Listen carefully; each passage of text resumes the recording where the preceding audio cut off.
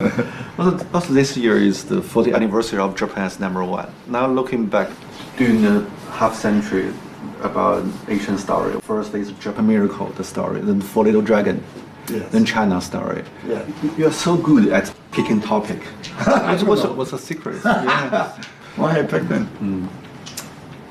Part of it is luck, because once is luck, two times maybe luck, but so many years. First of all, I tell you about Japan. You know, before I went to Japan, I had about 1 year when I knew I would likely go there. So at that time, there were not many good social science studies. So I tried to read all different disciplines. I read history, economics, political science, tried to get a broad background. And then I tried to find some particular study where I could go deeper. I'm not a historian. My PhD thesis was on families of Irish American, Italian American, old American families, and emotionally disturbed children. So when I started out in Japan, I first started to study mental health of children. But then one day, one of my Japanese families said, you know, there's a difference between salarymen and other families. And that lit up a light. That's really interesting. It's a sort of openness to the big ideas. The new middle class did not mean they just got rich. It meant that the structure of those families' life when they worked for a big organization was very different from the independent business people. So as a whole structure became a new topic. So on the way to Japan, I visited, my wife and I had never traveled abroad. So we wanted to see the world. So in those days you could get an airplane ticket and stop in every country. And when I went to England, this is 1958, there were still many rubbles on the street from World War II bombing. And Japan was already cleaned up. It was very poor. Even the main streets of Tokyo, to me, were like alleys. But they were working very hard. I knew some of the facts, but I never thought about what's the big picture. I think the big picture is going from a structure where you had clans in Japan to a broader administrative structure. The transition from an organization of clans working together to a broader administrative state that has its own structure and ideology and so forth. And once I could see that broader perspective, a lot of the details fell in place. So that was my first book that ended New Middle Class. And then from 1960 until 75, I did not spend, I went every year, but not do it for a long time. 75 to 76, I went back for a whole year. When I was there, I realized, whoa, Japan is really coming up. And it has the potential for having much bigger impact on the world. And I'll give you an example of one country, and I think it was Peru. I talked to a local guy who he started out as the dealer for Japanese motorbike. He was so amazed at how rational the Japanese were, how hard they worked, and how they maintained quality, that he learned how to do modern quality, and he influenced some other people. That's when I began writing Japan as #1. So maybe I hadn't thought about it this way. If I say, what's my pattern of picking a big thing? It's I start from, you know, what is interesting, and then I say, oh, here's a big picture, and it's a kind of a new thing. I guess that maybe is my secret, that I keep thinking intellectually, and then I say, what is the big picture, and how does it fit together? What's really important is happening, and I suddenly hit on that, and that I think the big books I wrote, Japan is #1, and Dumb, really came from that. Yeah. And I'm so curious how to keep your, energy, keep your ambition. Still try to engage something big. So, what's the motivation? Well, I'm not very happy in the United States what happened to political science and sociology. In the last 20, 30 years, they want to be scientific. And they can use new quantitative measures. Get a sample of 5,000 and this is correlated to this. But from my point of view, they don't do enough to see what is the context and what is the social background, what is the history. So the kind of research that I like, where you really get to know people and see historical context and see broad context, is not so popular. The other thing is universities now have become too bureaucratic. We have so many problems with females, how you handle females, and how you handle blacks and transgender. So the dean, instead of thinking just scholarly, spends so much time worrying about social issues, which are important, but from trying to build an intellectual vitality. Their mind is so busy with so many different things like this. So, of course, in the whole world, I would say one of the fundamental differences, people become so detailed. They do not see the big picture. There are so many talented people who lost their confidence about civilization. Hi, Charlotte. Good to see you. 1.5 years ago, I met Mr. Vogel in Hong Kong. We have an arrangement to meet in Boston, but sorry for your big loss. Sorry. Yeah, Mr. Vogel, he told me Hong Kong, Charlotte is so smart. he said lots of good words about you.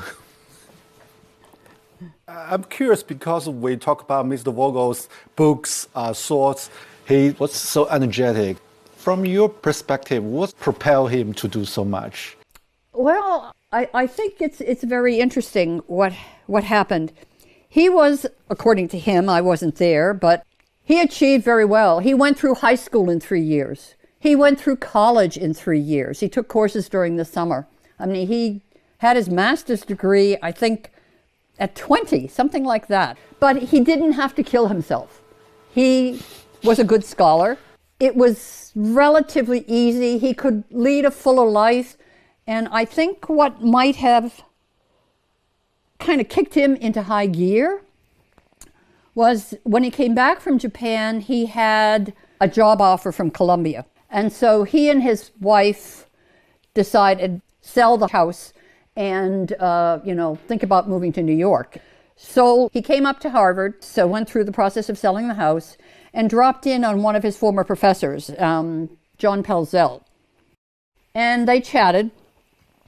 And it turned out that Harvard and actually several other major universities around the country had just been given the mission to develop a whole new generation of China scholars. We had just gone through the McCarthy period of purging. Purging is probably too strong a word, but casting suspicion on a lot of older scholars who had studied China, maybe they were communist leaning. And so once that was over, there was a decision made to start generating a whole new cohort of scholars to study China. And Pelzel said to Ezra, would you like to do China? Ezra had never taken a China course, didn't speak Chinese.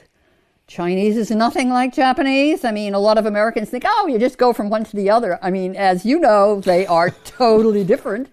And Ezra said, wow, China. He said he might be interested. So Pelzel got on the phone, called Fairbank and said, Ezra might be interested in this. This is all happening in the space of a long weekend. So Fairbank came over. He thought Ezra was a good candidate, and Ezra had to explain, actually, I have to tell Columbia by the end of this weekend whether or not I'm going to accept that job. So they said, okay, you can have the Harvard job. And I think that was when he really started to feel burdened, that he was going to have to really work like mad to justify that appointment. I mean, he was so glad to have the opportunity to be involved in a great change. And he was panicked about having to appear as a China expert on the basis of a 3-year fellowship out of the blue. You know, it was this constant need to prove himself worthy of that trust that kept him going. I mean, we knew he was a workaholic. Who doesn't know that? He was just very, very conscientious from a spouse and kids' point of view, more conscientious than we would have liked. And this was shortly after Ezra had died. And all kinds of people were saying, you know, how much Ezra meant to him. I mean, professional people, former students, people who had been fellows at Harvard, this kind of thing, who had just met him. And so I asked the kids, how do you feel when you hear all of these people praising your father? And I didn't even give them a chance to answer. I said, I'll tell you how I feel. I feel annoyed. And they burst out laughing because they felt exactly the same way. Why is he giving all of these people all of this time when we feel he's giving them our time?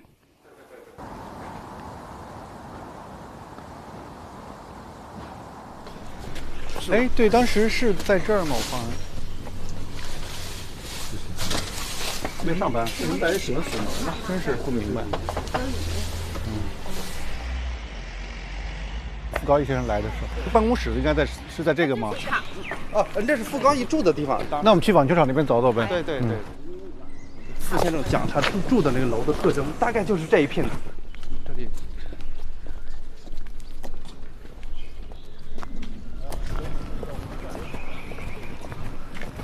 他那房子已经拆了是吧？等于是。看这个楼不太确定是哪个。看照片。这是有照片是吧？哦，这是。应该是没有拆的，这个有这个照片，基本上等会儿就能判定这个楼绝对没拆，没拆啊？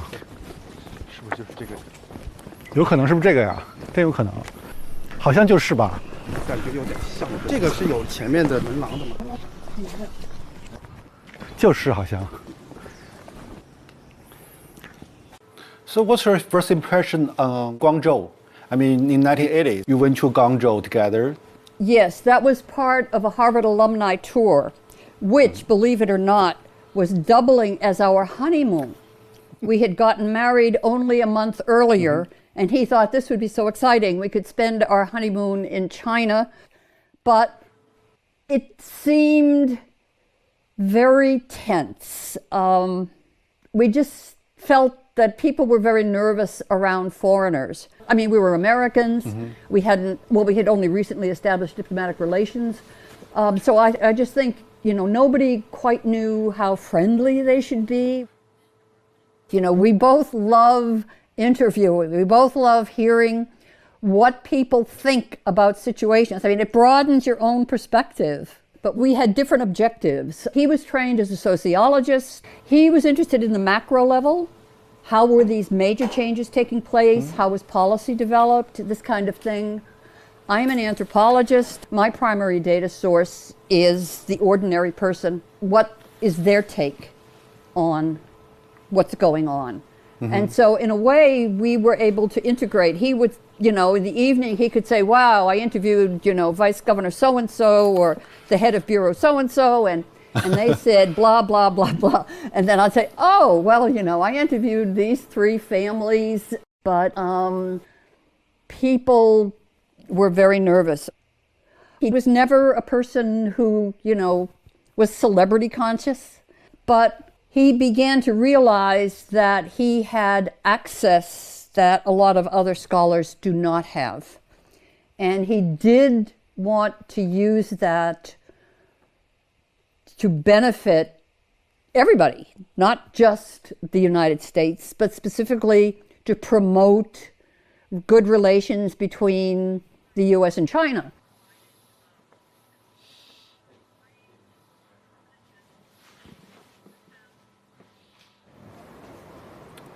You said before that you study other countries because you want to use others' experience to maybe enlighten United States. Yes. During the past 5 decades, you travel deeply into China, Japan. And, Yes. So what's the major things you want to bring to United States, to Americans? Well, unfortunately, they don't listen enough. You know, if I really want to try to make America, if I really had power and really want to have fundamental, I think the experience of the countries that were late developers, where the country takes a more active role in trying to guide the whole country, would be really good. For example, we have good suburbs that have good schools. In poor neighborhoods, we have very poor schools, very poor teachers. If you had a national Ministry of Education, you would really try to have a national program, and you would have federal money, national money, to help the backward schools. So you'd have a much more equal educational system.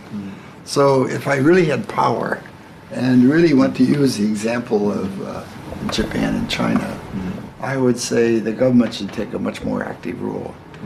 But I'm afraid America can't do that. I mean, we're not a late developer, and now people have too much pride. But in some ways, I think my vision is bigger. I mean, you know, it's a very important intellectual task for the whole world. The grand vision, you know, like Toynbee in the West had a big grand vision, and maybe some earlier period had a grander vision. But I think now people are not looking forward enough. For example, the bureaucrats I knew in the 1950s, that generation who were thinking how you build a modern Japan were really very broad. And the bureaucrats now are much pettier. You know, they've become too small.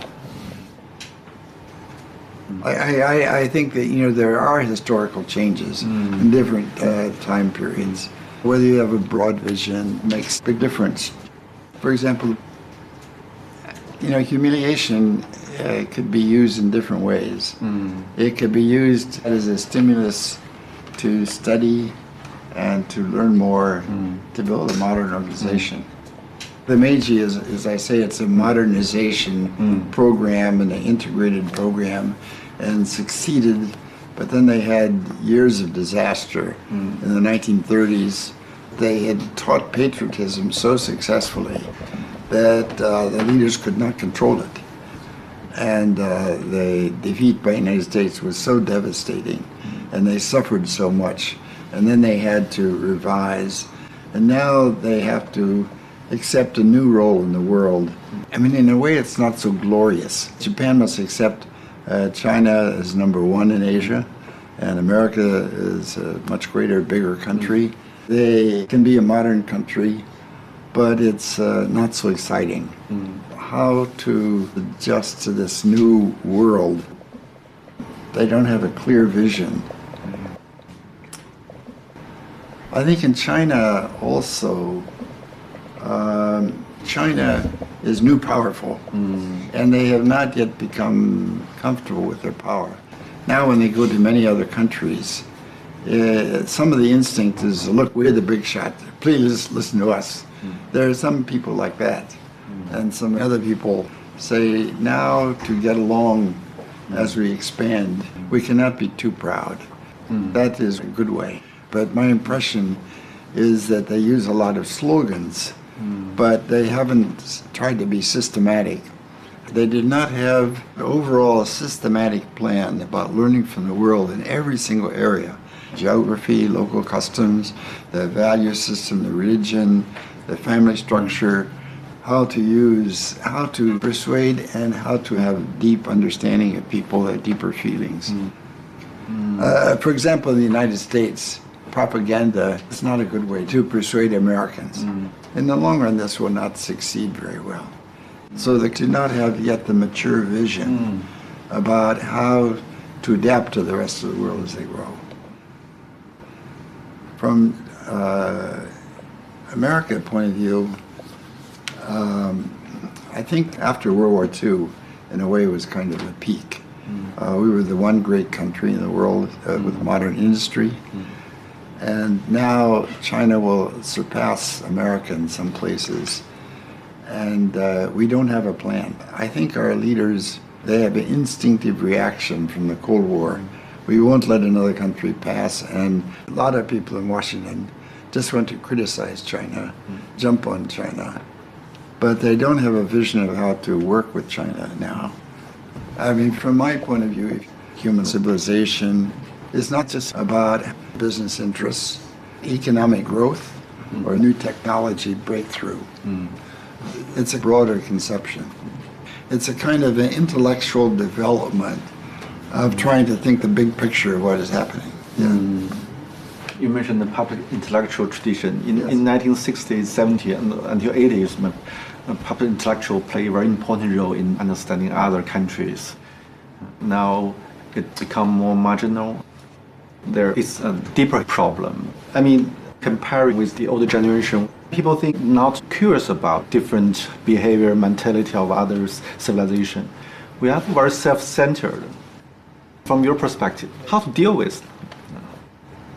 I don't know the answer. I wish I knew. I think it has to do with the new connection between communication and so forth.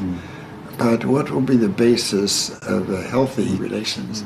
It's true. I mean, in the last 20 years, the world became chaotic.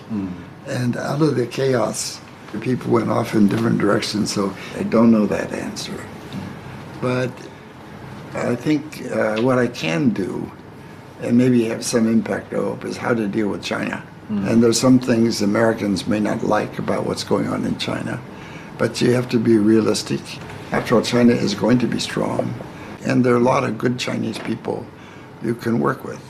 If John King Fairbank alive, what would he do? In a way, he did not have such a broad goal as I do. He wanted to have better relations with China, but his vision was more in terms of the field of Chinese studies. I would say one of the fundamental differences with Fairbank and me is he was elitist. He was higher class than I, and more. He went to Oxford and Rhodes Scholar and so forth. And I was more a Putungren. You know, my father was a small Jewish merchant, and I worked in the store. And my father had very good attitude of trying to get along with everybody and to become very familiar and very friendly. It was a town of about 10,000, and the small college, Ohio Wesleyan, which is a Methodist town, maybe partly because it was a religious town. There were many Christians there, although I was Jewish. It gave me a sense that I want to be friends with everyone. And also it was World War II. So we had friends who went to the war. We knew people who died during the war. My generation after the war, we really wanted to have world peace. And in some ways, I feel I'm so lucky. I grew up in such small town America. I was given the opportunity to experience so many historical changes. And that to me means so much responsibility. Not because I thought that was so important, but because I thought the relations were so bad and I really want to make, I mean, that's the honest way. I really want those people to get along because there's so many good people in both countries. And there ought to be a better way. And I knew a lot of people. I want them to get along. So maybe I'm immodest. Maybe I'm not correct. But I think I have a contribution to make. So, do you think, I mean, there was a golden age between China and the United States, but now we have so many different complexes between each other. So, I mean, the transition, how the transition happened, is... You know, of course, you know, every country like China and the United States is big and we have many different people. You know, the extreme rightists, the extreme leftists. They don't have the confidence and the vision to really develop a understanding of each other. So how have to find a new path. You know, I'm afraid it could be so hard in the near future. But, well, it's also, you know, I think of the missionaries. I'll give you one example. I knew in Guangdong a guy named Yang Mai.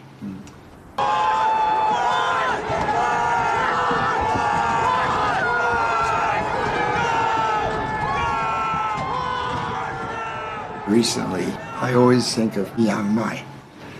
This is a guy who went to Yenjing University and graduated in the late 1940s.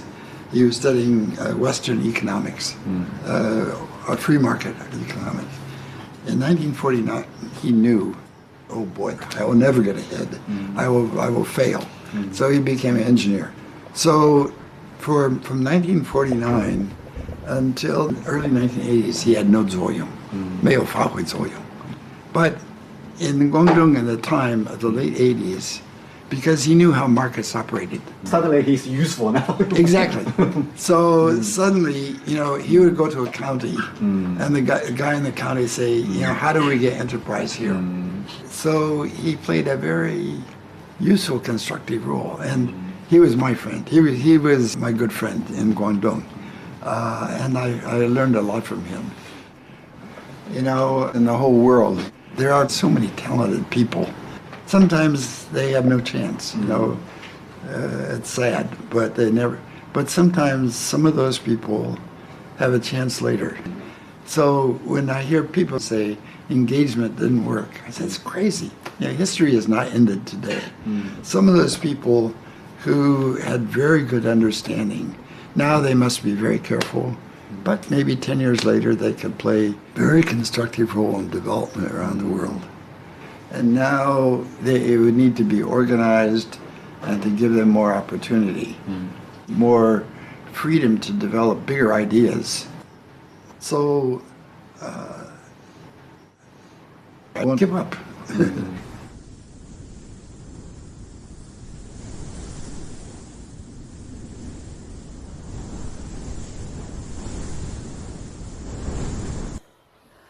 All right, you want to see where he worked. All right. Yeah, his working room. Here is the basement study. Pick that up. I'll put some lights on.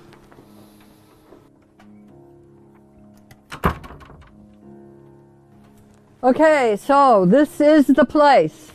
This is where he worked. This is only part of it. Tons of books are in another part of the basement. And as you can see, it leaves a lot to be desired. Here's his machine. Where are the lights? Good God.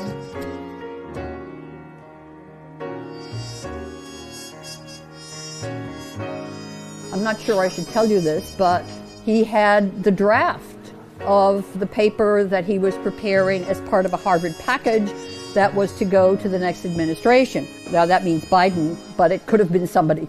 So he decided more recently that he wanted to work more on Chinese because he did feel an obligation. And he had a scheduled appointment with tutors on December 19th. But unfortunately, he died on December 20th. She called, she didn't understand why he hadn't answered. She just didn't think of that. Ezra passed away. All right, here we go. Well, these are supposed to work so that, you know, ideally he would sit here, he would look out, he would see this plant, and then he would be able to see the area there. He didn't really make much use of the view. Usually this was just kept closed.